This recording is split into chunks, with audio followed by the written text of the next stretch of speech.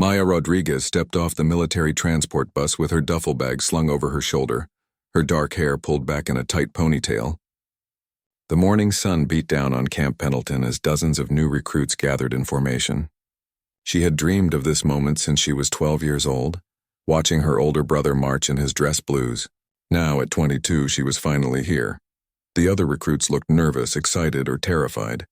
Maya felt all three emotions swirling in her chest, but she kept her expression calm.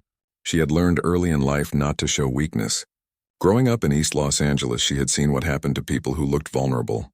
"Listen up, maggots." The voice boomed across the courtyard like thunder. Drill Sergeant Thompson emerged from the administrative building, his massive frame casting a shadow over the assembled recruits. His uniform was pressed to perfection, and his boots shined like mirrors. "Welcome to the worst 12 weeks of your pathetic lives." Maya straightened her shoulders and kept her eyes forward. She had prepared for this mentally and physically for 2 years. Every morning she had run 5 miles before work. Every evening she had done push-ups until her arms shook. She was ready. "You think you're tough?" Sergeant Thompson continued, pacing in front of the formation. "You think you know what hard work means? You know nothing. By the time I'm done with you, half of you will be crying for your mommies and begging to go home." The sergeant's eyes swept over the recruits like a predator sizing up prey. When his gaze landed on Maya, it lingered for a moment longer than the others. She could see the calculation in his expression. "Female recruit, small frame, probably won't last a week. Rodriguez," he barked suddenly, making several recruits jump. "Front and center." Maya's heart hammered in her chest, but she stepped forward smartly. "Yes, drill sergeant. Think you can handle this, princess?" His voice dripped with condescension. "This isn't summer camp. This is the United States Marine Corps." "I'm ready, drill sergeant," Maya replied, her voice steady despite the adrenaline coursing through her veins. Thompson circled her like a shark. "Ready? You look like a strong wind could blow you over. What are you, 90 pounds soaking wet?" Snickers rippled through the formation behind her. Maya felt heat rise in her cheeks but kept her expression neutral. 125 pounds, drill sergeant." "Oh, excuse me." 125. Thompson's voice was mocking. "That changes everything. Clearly you're going to be our next Medal of Honor recipient." More laughter from the other recruits. Maya noticed some of the male recruits exchanging glances and smirks. She had expected this. She had always been underestimated because of her size, her gender, her background. But she had also always proven people wrong. "Tell me, Rodriguez," Thompson continued, "what makes you think you belong here with real Marines?" Maya met his gaze directly. "Because I earned my place here just like everyone else, drill sergeant." "Earned it?" Thompson's eyebrows shot up in exaggerated surprise. "What did you do to earn it? Win a beauty contest?" The formation erupted in barely suppressed laughter. Maya felt her jaw clench, but she maintained her military bearing. She had heard worse growing up. "Much worse. I scored in the top 5% on all my aptitude tests, drill sergeant. I exceeded the physical fitness requirements in every category." Thompson leaned in close, his voice dropping to a menacing whisper that only she could hear. "Tests and requirements are one thing, sweetheart. This is real life. When bullets start flying, your test scores won't keep you alive, and they sure won't keep your squad alive." He stepped back and addressed the entire formation again. "Rodriguez here thinks she's special. She thinks her little test scores make her Marine material. What do you think, recruits? Should we give her a participation trophy now, or wait until she washes out?" "Wait until she washes out, drill sergeant!" The formation responded in unison, their voices echoing across the courtyard. Maya felt something cold and hard settle in her stomach. Not hurt, exactly. Determination. This was just the beginning, and she knew it would get worse before it got better. But she had not come this far to give up now. Thompson moved on to terrorize other recruits, but Maya could feel eyes on her throughout the rest of the formation. Curious eyes, doubting eyes, some sympathetic, others openly hostile. She was already marked as different, as weak, as someone who didn't belong. That evening in the barracks, the whispers followed her everywhere. As she made her bunk with military precision, she could hear fragments of conversation from the other recruits. "Did you see how small she is? I give her 3 days, maybe 4. My sister tried to join the Air Force once. Lasted 2 weeks before she came home crying. Women don't belong in combat roles anyway. It's just common sense." Maya folded her clothes and arranged her gear according to regulations, ignoring the comments.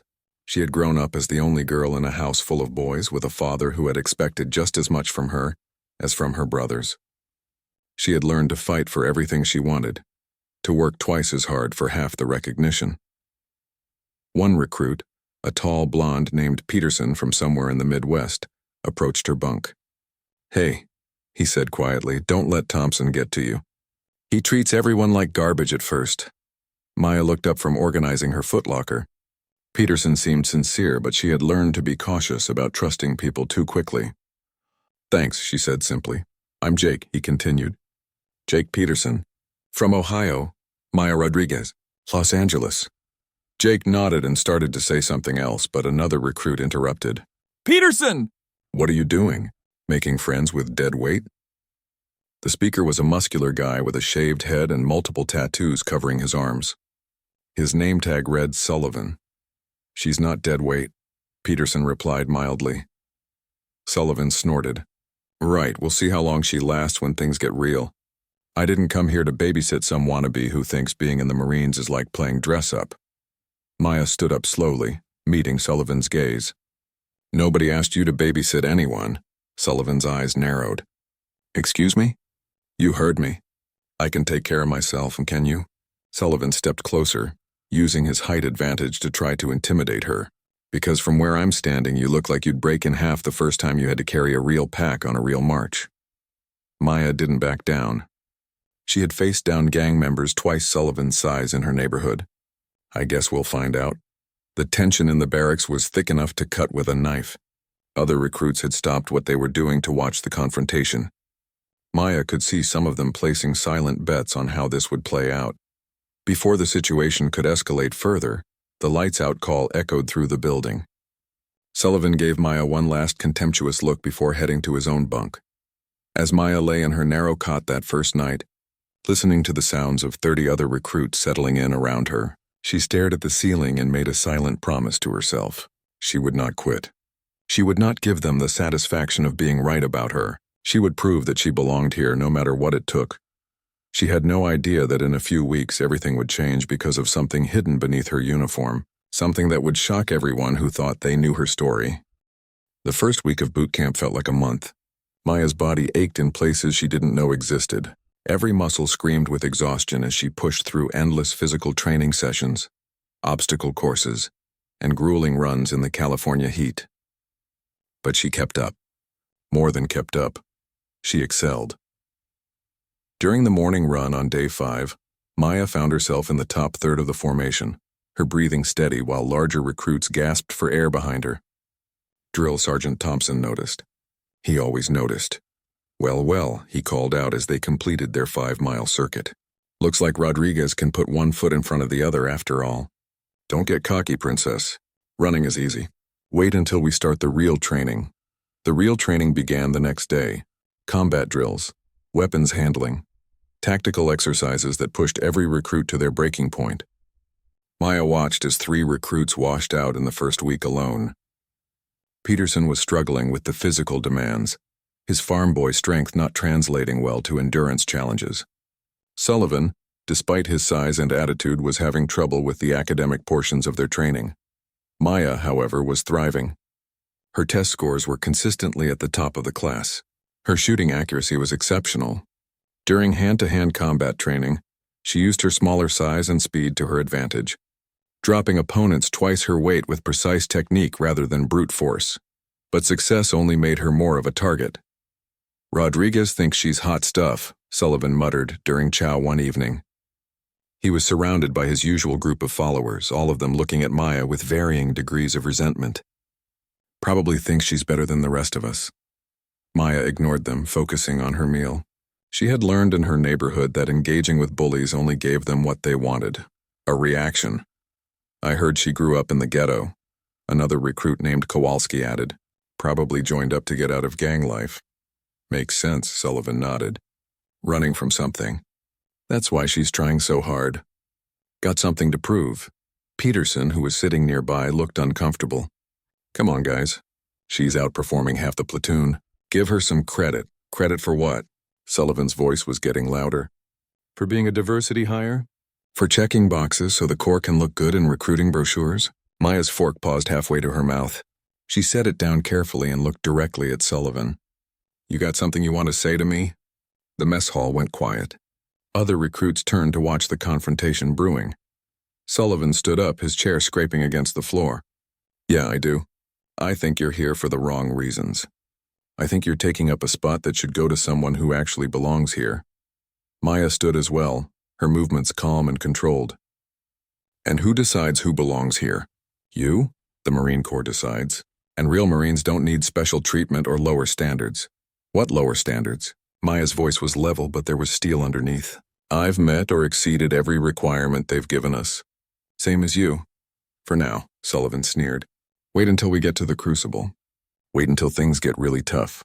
We'll see how tough you are when you're carrying a wounded Marine through hostile territory." The Crucible was the final test of Bootcamp, a grueling 54-hour field exercise that separated Marines from wannabes. Every recruit knew it was coming, and every recruit feared it. "I'll be there," Maya said simply. "Will you?" Sullivan's face flushed red. He took a step forward, his hands clenched into fists. "You want to find out right now?" Before the situation could escalate, Drill Sergeant Thompson's voice cut through the tension like a blade. "What's all this chatter? This is chow time, not social hour." Both Maya and Sullivan immediately snapped to attention. Thompson strode over, his eyes taking in the scene with the practiced assessment of someone who had dealt with recruit drama for years. "Rodriguez, Sullivan, you two have enough energy to start fights. You must not be training hard enough. Report to me after chow for extra PT." "Yes, Drill Sergeant," they responded in unison. Thompson's gaze lingered on Maya for a moment. "Rodriguez, you seem to attract trouble wherever you go. Maybe you should focus more on keeping your head down and less on making enemies." Maya felt the unfairness of the comment like a physical blow. She hadn't started this confrontation, but somehow she was being blamed for it. It was a pattern she recognized from her civilian life. The system always seemed to work against people like her.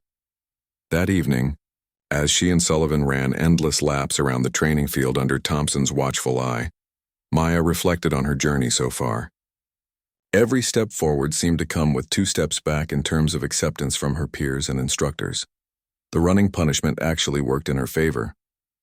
While Sullivan was gasping and struggling after the first mile, Maya maintained her pace easily. Her cardio training from years of running in her neighborhood was paying off. Thompson noticed this too, though he didn't comment.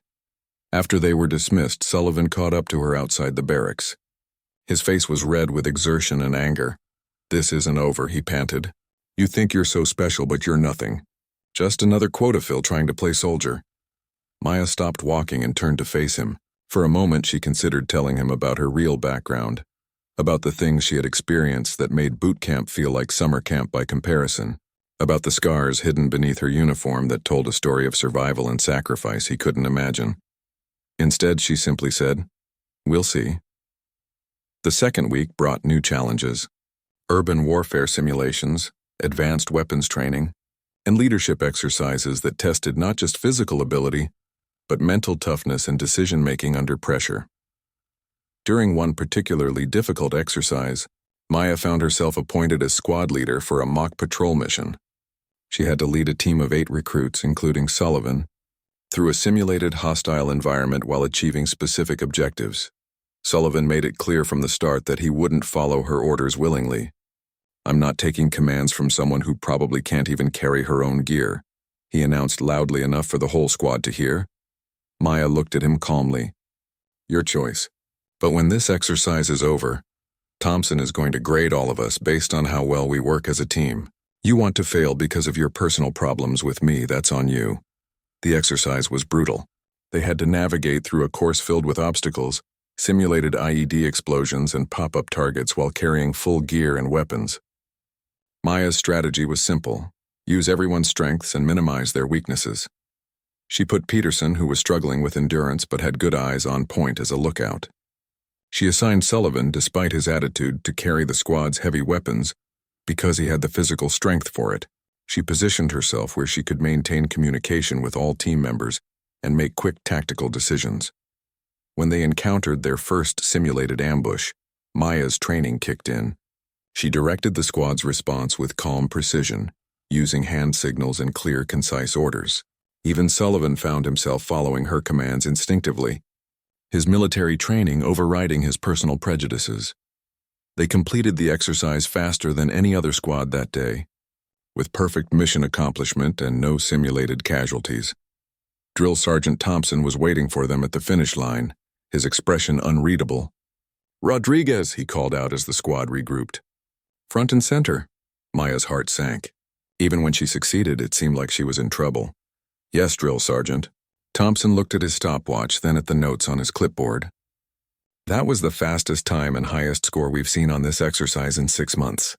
Maya blinked in surprise. A compliment from Thompson was rarer than snow in the desert.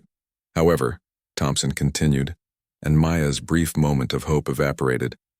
"Don't let it go to your head. One good exercise doesn't make you a Marine. You still have a long way to go before you earn that title." But something had shifted. Maya could see it in the way some of the other recruits looked at her now, not with open hostility but with a grudging respect.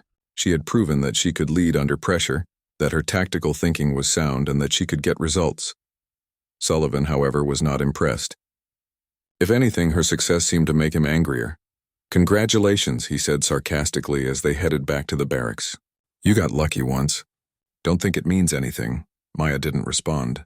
She was learning that some people would never accept her no matter what she accomplished, but she was also learning that she didn't need their acceptance to succeed. What she didn't know was that in just a few days everything would change. An accident during training would reveal something that would shock everyone who thought they knew Maya Rodriguez, and would force them to reconsider everything they believed about her past, her motivations, and her right to be there. Week 3 brought the most physically demanding training yet. The obstacle course had been redesigned to push recruits beyond their limits, featuring rope climbs, wall scaling, and a particularly brutal section called the Gauntlet that required crawling under barbed wire while instructors fired blank rounds overhead. Maya had completed the course successfully twice, but today felt different. The morning fog was thick, reducing visibility, and the course was slick with moisture. Drill Sergeant Thompson had announced that today's times would count toward their final scores, adding extra pressure to an already stressful situation. "Rodriguez!" Thompson's voice boomed across the starting line. "You're up." Maya checked her gear one final time and approached the starting position. She could feel the eyes of her fellow recruits on her, some supportive, others hoping to see her fail. Sullivan was among the latter group, his arms crossed and a smirk on his face. "Don't hurt yourself, Princess," he called out, loud enough for everyone to hear. "We don't want you to break a nail." Maya ignored him and focused on the course ahead. The first obstacle was a series of hurdles that required precise timing and coordination. She cleared them easily, her legs pumping with the rhythm she had perfected over weeks of training. The rope climb came next. This was where many recruits struggled, requiring upper body strength that some simply didn't possess. Maya attacked it with controlled aggression, her smaller frame actually working to her advantage as she pulled herself up hand over hand, her boots finding purchase on the thick manila rope. Halfway up, she heard Peterson cheering from below. "Come on, Maya, you got this." At the top, she rang the bell that signaled successful completion and rappelled down quickly. The next section was a series of balance beams and tire runs that tested agility and coordination. Maya navigated them with the grace of someone who had grown up running across rooftops and fire escapes in her neighborhood. But it was the final obstacle that would change everything. The wall climb was 20 feet of vertical challenge, requiring recruits to scale a wooden barrier using only upper body strength and technique. Maya had completed it many times before, but today the wood was slippery from the morning moisture. She began her ascent confidently, her fingers finding the small handholds that had been carved into the wall. 15 feet up, her left hand slipped. She caught herself quickly, but the sudden jerk sent a shock of pain through her shoulder, where an old injury sometimes flared up. Maya gritted her teeth and continued climbing. She was almost at the top when she heard the sound that every recruit dreaded, the sharp crack of breaking wood. The handhold she was gripping gave way completely. Maya found herself falling backward, 20 feet above the ground with nothing but packed earth waiting below. Time seemed to slow as she fell. Maya twisted her body instinctively, trying to control her landing. She had fallen from heights before in her old neighborhood, and had learned how to minimize damage. But this time was different. This time, she couldn't avoid the inevitable. She hit the ground hard, her right shoulder taking the brunt of the impact. Pain exploded through her body like lightning, and she felt something pop in her shoulder. But worse than the pain was the sound of fabric tearing. Maya lay on the ground, for a moment stunned and trying to assess her injuries. She could hear boots running toward her, voices calling out. Drill Sergeant Thompson was shouting orders for someone to get the medic. "Don't move," Thompson commanded as he reached her side. "Stay down until the corpsman checks you out." Maya tried to sit up, but Thompson placed a firm hand on her uninjured shoulder. "I said don't move, recruit." The base medic arrived within minutes, a Navy corpsman named Johnson who had seen plenty of training injuries over the years. He began his assessment carefully, checking her head and neck first, then working his way down to her obviously injured shoulder. "Looks like a shoulder separation," Johnson said professionally. "We need to get this shirt off to get a better look." Maya's eyes went wide with panic. "No," she said quickly. "I'm fine. Just help me up." Thompson frowned. "Rodriguez, you just fell 20 feet. You're not fine. Let the corpsman do his job." "I said I'm fine." Maya's voice was sharp with urgency that surprised everyone, including herself. Johnson looked at Thompson, who nodded. "Cut the shirt," Thompson ordered. "We need to see what we're dealing with." "Please," Maya said, and for the first time since arriving at boot camp, her voice cracked with genuine fear. "Please don't." But it was too late. Johnson had already begun cutting away the torn fabric of her PT shirt to examine her shoulder properly. As the fabric fell away, Maya closed her eyes and waited for the inevitable. The silence that followed was deafening. Johnson had stopped moving, his scissors frozen in mid-cut. Thompson, who had been leaning over to get a better look, straightened up slowly, his expression completely changed. Maya's right shoulder blade was covered by an intricate tattoo that was unlike anything the assembled recruits had ever seen. It wasn't the kind of artwork typically found in neighborhood tattoo parlors or military towns.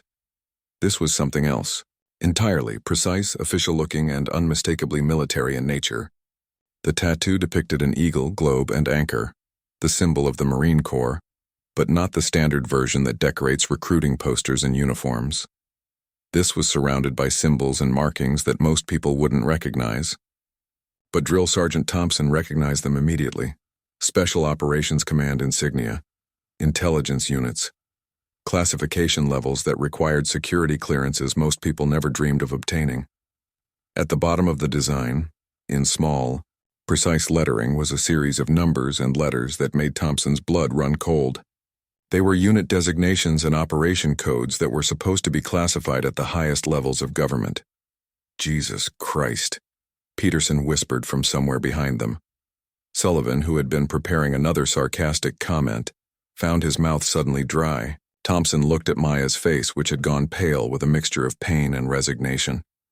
"Rodriguez," he said quietly, his voice completely different from the drill sergeant bark they were all used to. "We need to talk. Now." Johnson, the corpsman, was staring at the tattoo with obvious confusion. "Sergeant, I've never seen anything like this. What is it?" Thompson ignored the question and helped Maya carefully to her feet. Her shoulder was definitely injured, but she was able to move under her own power. "Johnson, take care of her shoulder. Everyone else back to your barracks, now." The recruits scattered quickly, their minds racing with questions and speculation. Maya found herself being escorted to the medical facility, Thompson walking beside her in uncharacteristic silence. Inside the medical building, after Johnson had confirmed that Maya's shoulder was sprained but not seriously damaged, and had fitted her with a sling, Thompson closed the door to the examination room and sat down across from her. "Who are you?" he asked simply. Maya looked at him for a long moment before answering. "Maya Rodriguez from East Los Angeles, California. Same as I told you when I got here." "That's not what I mean, and you know it." Thompson gestured toward her shoulder, which was now covered by a medical gown. "That tattoo. Those unit designations. Some of those operations are so classified I shouldn't even know they exist." Maya remained silent. Thompson leaned forward. I've been a drill instructor for 8 years. Before that, I served 3 tours overseas with Force Recon. I've seen a lot of things, met a lot of people with security clearances that would make your head spin, but I've never seen markings like that on someone who wasn't. He paused, struggling to find the right words. Wasn't what? Maya asked quietly. Wasn't someone very important to some very dangerous people? Maya looked at the floor. When she spoke, her voice was barely above a whisper. I can't talk about it. Can't? Or won't? Can't. Legally can't. Even being here is. She trailed off, then looked up at him with eyes that suddenly seemed much older than her 22 years. Please, I just want to be a Marine, like everyone else. Thompson studied her face carefully.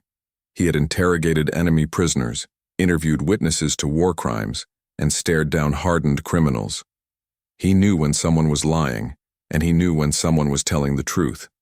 Maya Rodriguez was telling the truth, even if it wasn't the whole truth. Those symbols on your back, he said carefully, they suggest you've already been a Marine, in ways most Marines never experience. Maya didn't confirm or deny his statement.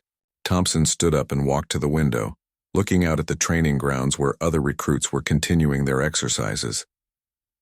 You know this changes things. Word is going to spread. The recruits saw enough to know something's different about you. And some of those symbols, there are people on this base who are going to want answers. I know, Maya said, but I can't give them any.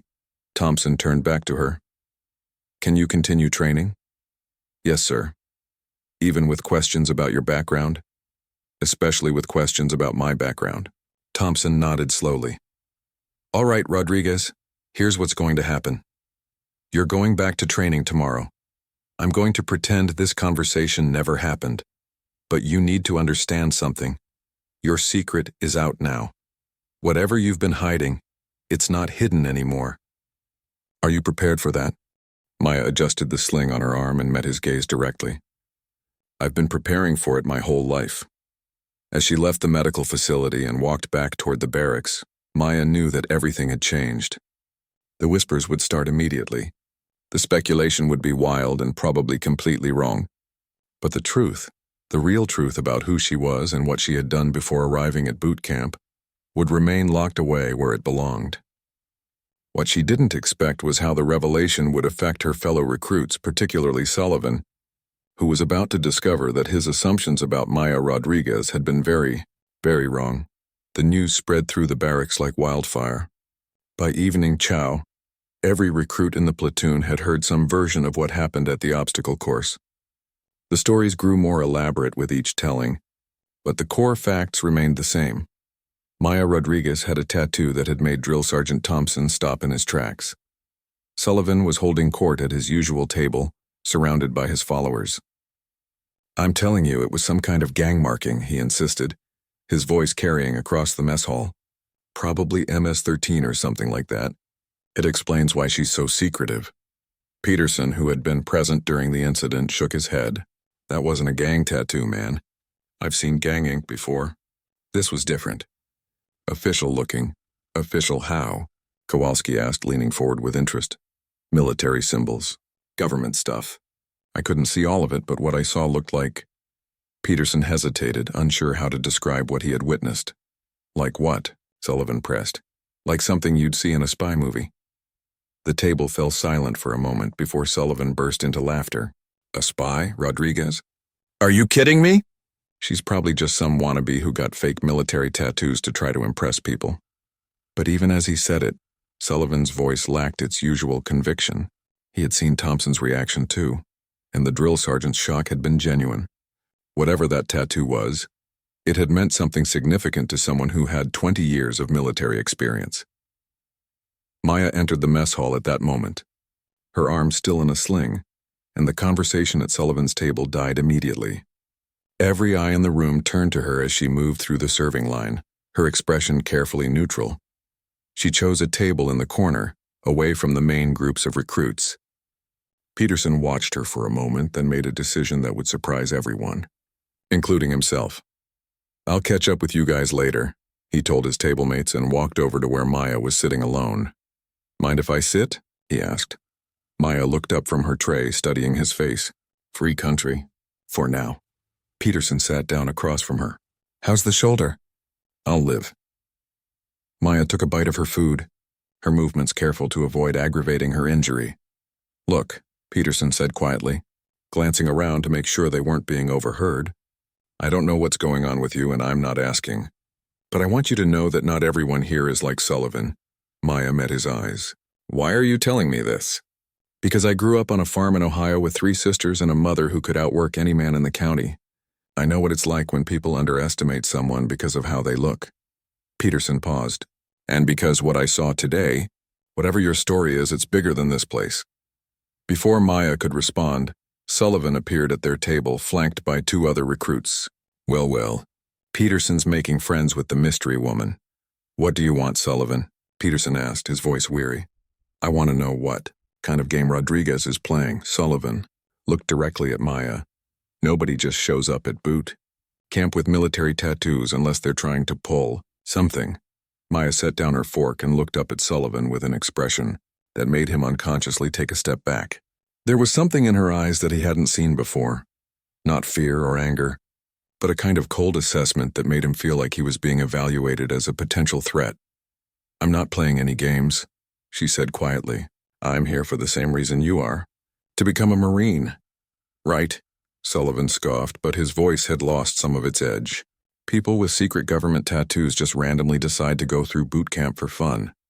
"Who said anything about government tattoos?" Maya asked, her tone deceptively casual. Sullivan realized he had revealed more than he intended. "I mean," Peterson said. Peterson said what exactly? The mess hall had gone quiet around them. Other recruits were pretending to eat while straining to hear every word of the conversation. Peterson looked uncomfortable. "I just said it looked official, military style." Maya nodded slowly. "Military style. That could mean a lot of things." She stood up, favoring her injured shoulder. "Or it could mean nothing at all." She picked up her tray and started to walk away, then paused and looked back at Sullivan. "You know what your problem is, Sullivan? You assume you know everything about everyone based on what you can see on the surface. Maybe you should consider that you don't know as much as you think you do." With that, she walked away, leaving Sullivan standing there with his mouth open and a growing sense that he had just been outmaneuvered by someone who was much smarter than he had given her credit for. That night, as the platoon settled into their bunks, the whispered conversations continued. Theories ranged from the plausible to the ridiculous. Some recruits thought Maya was a former military brat whose father had been special forces. Others believed she was some kind of undercover investigator, checking up on the training program. Sullivan couldn't sleep. He lay in his bunk, staring at the ceiling and replaying the day's events in his mind. Something about Maya's reaction bothered him.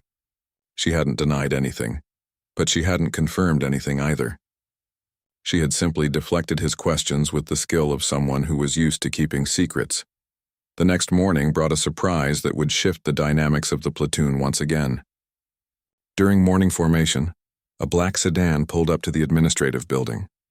2 men in civilian clothes got out and walked inside with the purposeful stride of people who were used to getting immediate attention wherever they went. Drill Sergeant Thompson was called away from formation to meet with the visitors. When he returned 30 minutes later, his expression was carefully controlled, but Maya could see the tension in his shoulders. "Rodriguez," he called out. "Report to the administrative building, now." Maya felt her stomach drop, but she maintained her military bearing as she responded. "Yes, Drill Sergeant." As she walked across the courtyard, she could feel the eyes of every recruit in the platoon on her back. She knew that this moment had been inevitable since her tattoo was discovered, but she had hoped it would take longer to arrive. Inside the administrative building, she was escorted to a small conference room where the 2 civilian visitors were waiting. They were both middle-aged men in expensive suits, with the kind of bland, forgettable faces that suggested they worked in jobs where being memorable was a liability. "Ms. Rodriguez," the taller of the 2 men said, not bothering to introduce himself. "Please have a seat." Maya sat down carefully, her injured shoulder making the movement awkward. "Am I in some kind of trouble?" "That depends," the second man said, opening a file folder that was much thicker than Maya had expected. On how you answer our questions. The first man leaned forward. Let's start with something simple. Why are you here? I want to be a Marine. Why? Maya had rehearsed this answer many times, but sitting across from these two men it felt inadequate. Because I believe in serving my country. The men exchanged a glance. Your previous service record suggests you've already served your country in ways that most Marines never will. Maya remained silent. According to our files, the second man continued, you completed operations in 3 different countries over a 2-year period. Operations that officially never happened. Operations that saved American lives and prevented terrorist attacks that the public will never know about. I don't know what you're talking about, Maya said quietly. The first man smiled, but it wasn't a friendly expression. Ms. Rodriguez, we have satellite footage of you in Afghanistan. We have after-action reports that describe your performance as exemplary under extreme conditions.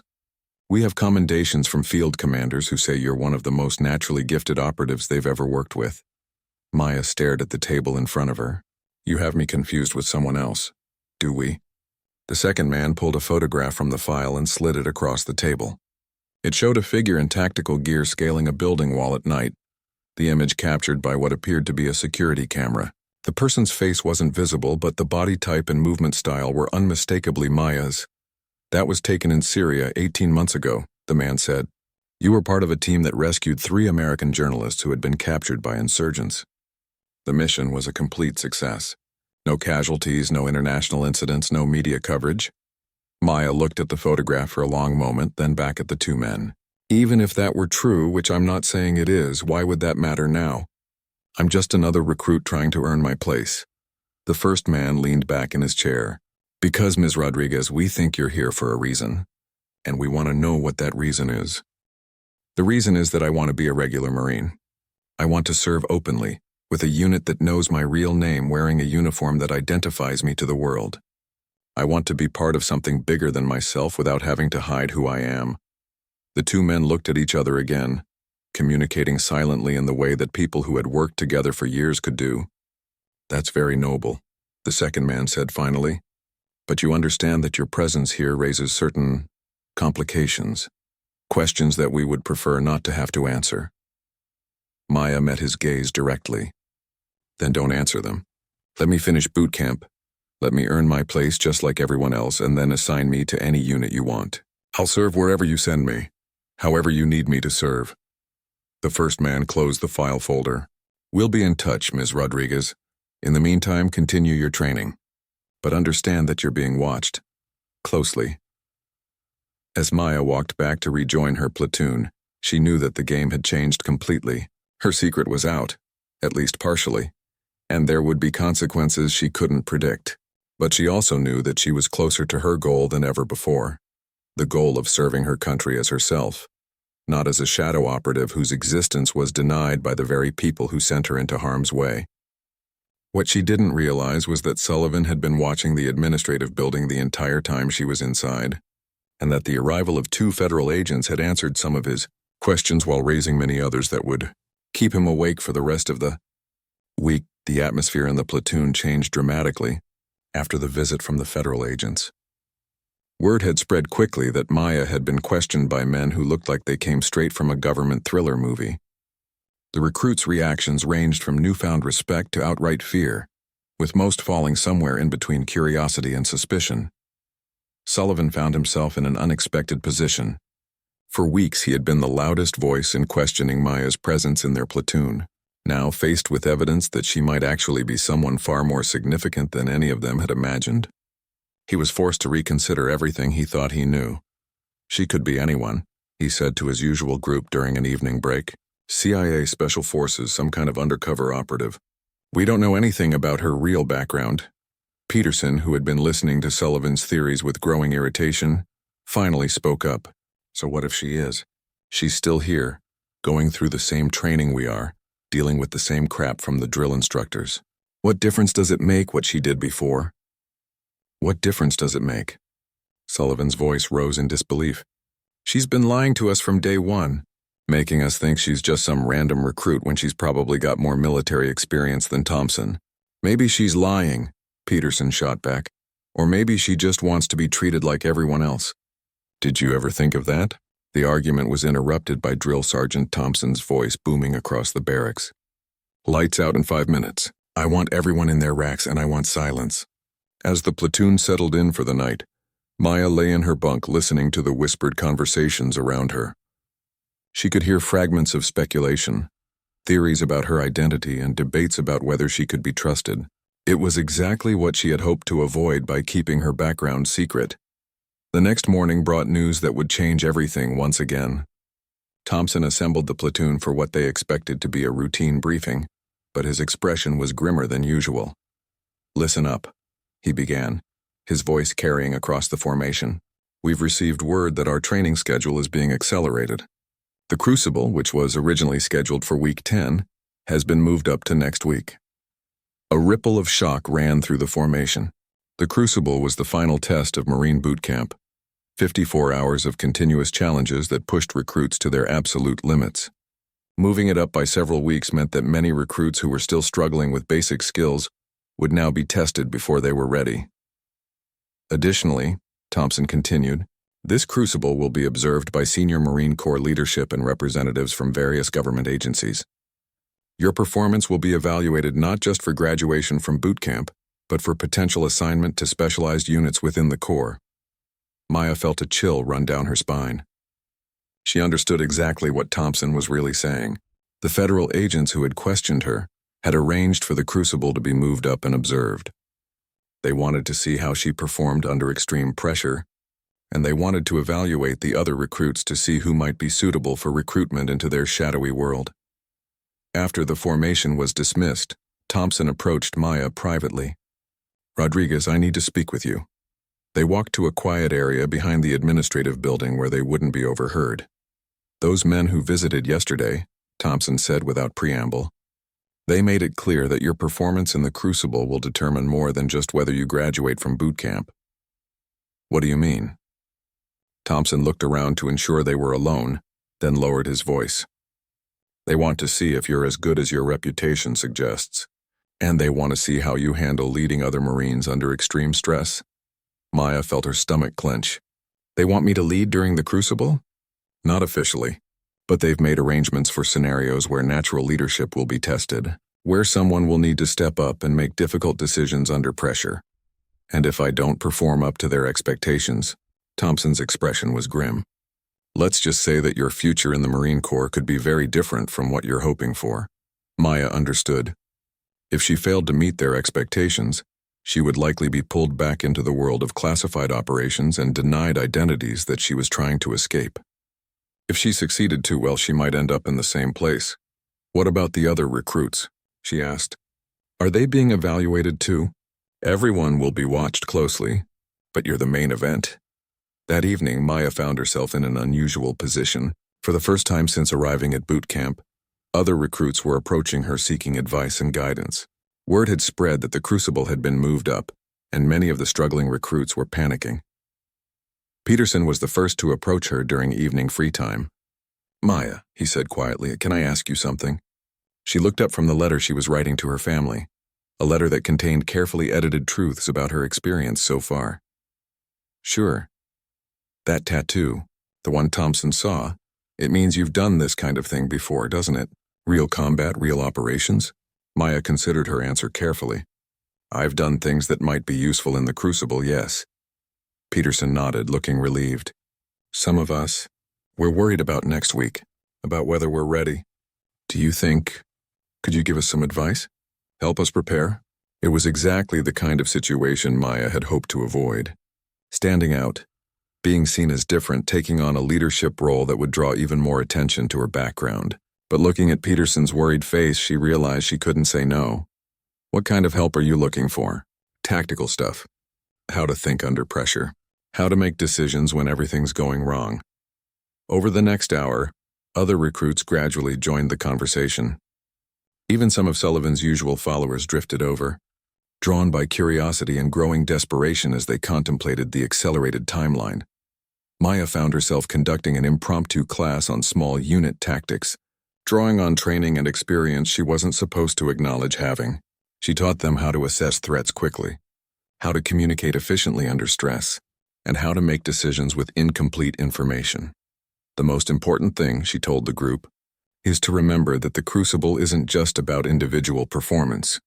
It's about how well you work as a team. The scenarios are designed to be impossible for one person to handle alone. Sullivan, who had been listening from the edge of the group, finally spoke up. Easy for you to say. You've probably done this stuff for real. Maya met his gaze directly. Have you ever been so scared that you couldn't think straight? So tired that you couldn't remember your own name? So hungry that you would do anything for a single bite of food? Sullivan nodded reluctantly. Then you've experienced everything the crucible is going to throw at you.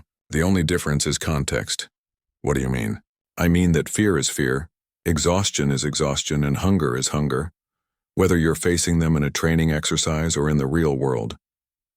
The key is learning to function despite those feelings, not to eliminate them. As the evening wore on, Maya found herself sharing more tactical knowledge than she had intended. She taught them how to move silently, how to navigate by the stars, how to signal for help without alerting enemies, and how to treat injuries with limited medical supplies. By the time lights out was called, the group had grown to include nearly 2/3 of the platoon. Even Sullivan had grudgingly participated, asking questions and taking notes despite his continued suspicion about Maya's background. As Maya lay in her bunk that night, she realized that she had crossed a line she couldn't uncross. By sharing her knowledge and taking on an unofficial leadership role, she had revealed more about her capabilities than any tattoo could have shown. The other recruits now knew that she possessed skills and experience far beyond what a typical bootcamp recruit should have. But she had also accomplished something unexpected. For the first time since arriving at bootcamp, she felt like she was part of a team rather than an outsider trying to prove herself worthy of inclusion. The next few days passed in a blur of intensive preparation. Thompson seemed to notice the change in the platoon's dynamics but said nothing about the evening training sessions that Maya was conducting. If anything, he appeared pleased that the recruits were taking initiative to improve their readiness. Maya continued to balance her desire to help her fellow recruits with the need to avoid revealing too much about her background. She taught them practical skills while carefully avoiding any mention of where or how she had learned them. But she knew that the crucible would test more than just their military skills. It would test her ability to lead without standing out, to succeed without revealing the full extent of her capabilities, and to help her fellow recruits without compromising the secrets she was bound to keep. What she didn't know was that Sullivan had been keeping a detailed record of everything she taught them, and that he had come to a conclusion about her identity that was both completely wrong and dangerously close to the truth. A conclusion that would lead to a confrontation during the crucible that would force Maya to choose between her cover story and the lives of her fellow Marines. The crucible began at 400 hours on a foggy Tuesday morning. Maya stood with her fellow recruits in full combat gear, watching as buses arrived to transport them to the remote training area where they would spend the next 54 hours, proving they deserved to be called Marines. Drill Sergeant Thompson paced in front of the formation, his expression more serious than they had ever seen it. "This is it," he announced. "Everything you've learned, everything you've endured, everything you've overcome, it all comes down to the next 2.5 days. Behind him, Maya could see the observers Thompson had mentioned. Senior Marine officers, federal agents in civilian clothes, and other officials whose presence suggested that this crucible was anything but routine. "You will be divided into squads of 8, Thompson continued. "Each squad will face a series of challenges designed to test your physical endurance, mental toughness, and ability to work as a cohesive unit. Failure is not an option. Quitting is not an option. The only acceptable outcome is success." Maya found herself assigned to Squad 3, along with Peterson, Sullivan, Kowalski, and 4 other recruits she knew less well. As they boarded their designated bus, she could feel the tension radiating from her squad mates. Sullivan sat across from her, his expression unreadable. Over the past few days, his attitude toward her had shifted from open hostility to grudging respect, but she could sense that he was still struggling with questions about her identity. "Rodriguez," he said quietly as the bus pulled away from the camp. "I want you to know something." Maya looked at him expectantly. "Whatever you did before, wherever you came from, I'm glad you're here. The things you taught us, they might save our lives out there." It was the closest thing to an apology she was likely to get from Sullivan, and Maya nodded in acknowledgement. We're all going to get through this together. The first challenge came 2 hours later, after the squads had been dropped off at different locations throughout the sprawling training area.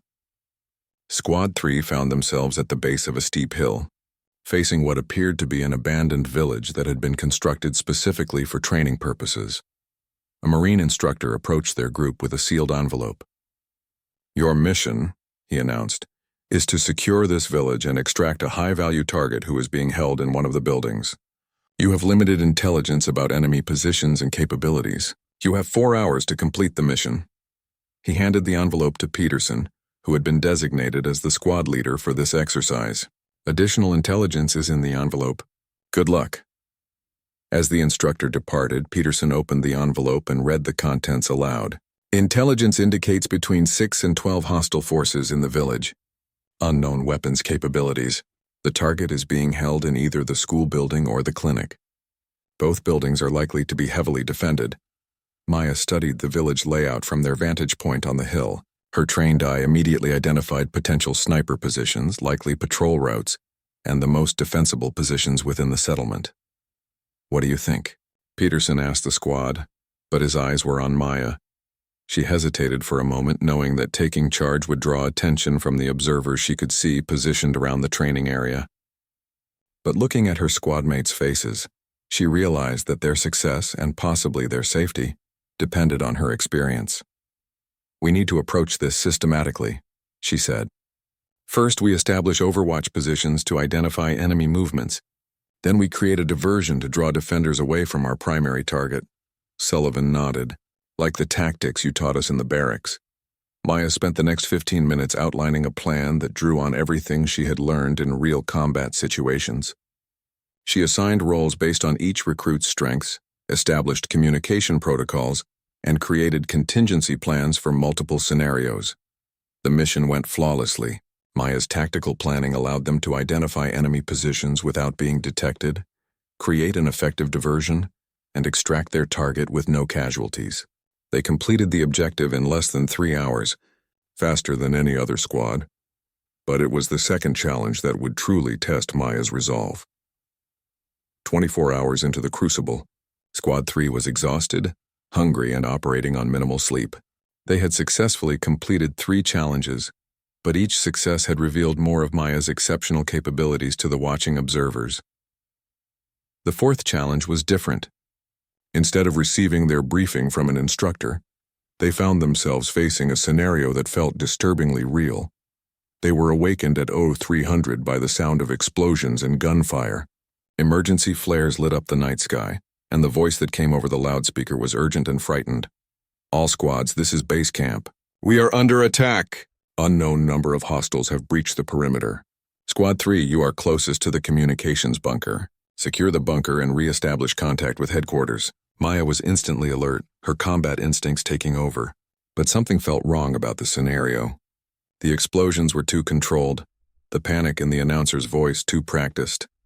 "This isn't real," she said quietly to Peterson as they gathered their gear. "What do you mean?" "It's another test, but they're making it feel real to see how we react under what we believe is genuine combat stress." Sullivan overheard her comment. "How can you tell?" Maya pointed to the smoke rising from the explosions. "Wrong color for real ordnance. And the pattern of the attacks is too neat, too organized.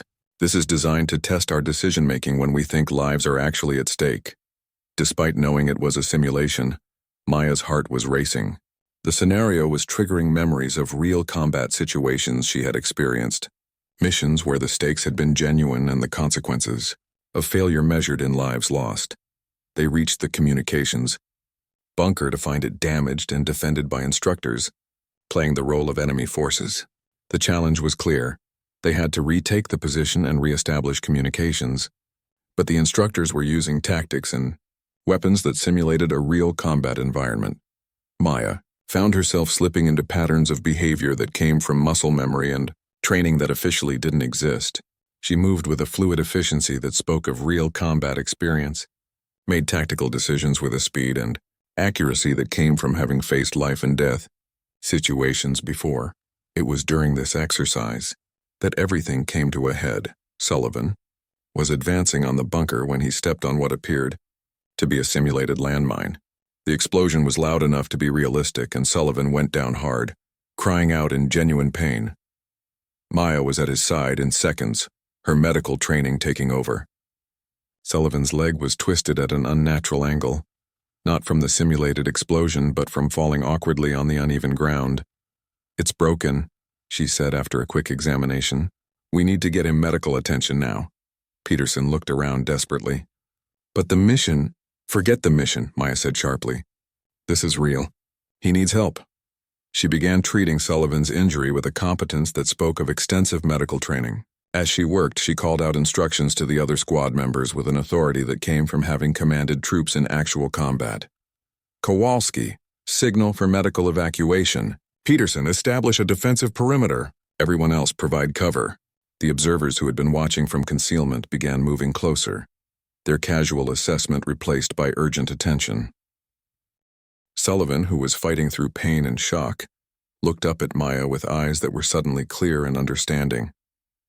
"You're not just former military, are you?" he said quietly.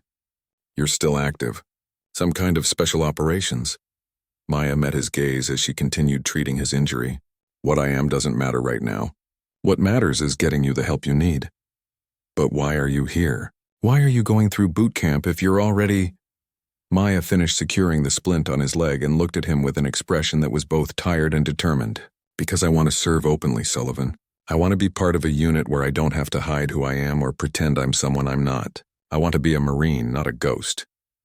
Medical personnel arrived within minutes, but not before several of the observers had overheard Maya's conversation with Sullivan. As Sullivan was being loaded onto a stretcher, he grabbed Maya's arm. "Rodriguez," he said, his voice weak but sincere. "Whatever they have planned for you, don't let them pull you back into the shadows. You belong here with us. You're the best Marine I've ever seen. And you deserve to serve with honor, not in secret." As the medical team departed with Sullivan, Maya realized that her cover story was completely blown. The observers had seen her perform with a level of skill that no boot camp recruit should possess. They had heard enough of her conversation with Sullivan to understand that her background was far more complex than her official record indicated. Drill Sergeant Thompson appeared at her side as the exercise was officially suspended. "Rodriguez," he said quietly, "I think you need to come with me." As they walked away from the training area, Maya knew that her time as just another recruit was over. The question now was whether she would be allowed to continue pursuing her dream of serving openly as a Marine, or whether she would be pulled back into a world of classified operations and denied identities. But for the first time since arriving at boot camp, she felt like she had something she had never possessed before: the respect and acceptance of her fellow Marines. Whatever happened next, she had proven that she belonged with them, not because of her secret past, but because of who she chose to be when it mattered most. The federal agents who met her at the administrative building had very different ideas about her future, but Maya Rodriguez had learned something important during her time at boot camp. She had learned that sometimes the most important battles aren't fought against external enemies, but against the people who want to define who you are allowed to be. And that battle was just beginning.